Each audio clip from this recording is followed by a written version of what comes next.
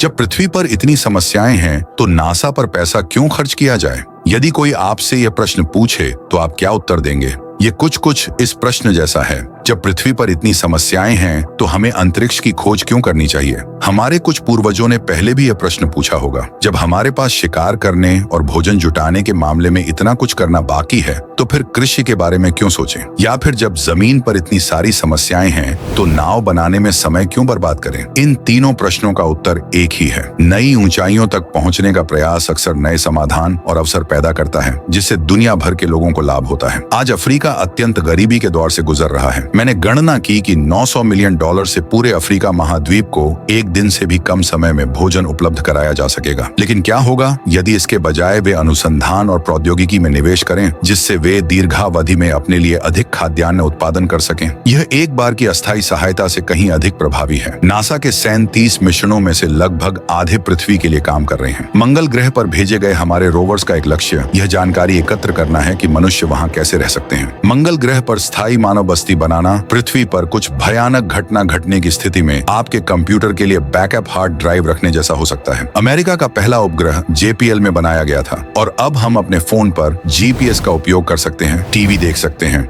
या उपग्रहों के माध्यम से तूफानों का सटीक पूर्वानुमान लगा सकते हैं। पिक्सेल शब्द और पहले डिजिटल कैमरे का विचार भी 1960 के दशक में JPL में ही आविष्कार किया गया था, जब एक इंजीनियर ग्रहों की तस्वीरें लेने और उन्हें पृथ्वी पर वापस भेजने का तरीका खोज रहा था। नासा के पास लगभग 2000 ऐसी प्रौद्योगिकी हैं जिनके बारे में हम नहीं जानते। मुझे लगता है कि अंतरिक्ष के किसी भी पहलू पर हमारा चल रहा शोध मुझे आशा से भर देता है, प्रेरित करता है और एक बेहतर इंसान बनने में मेरी मदद करता है।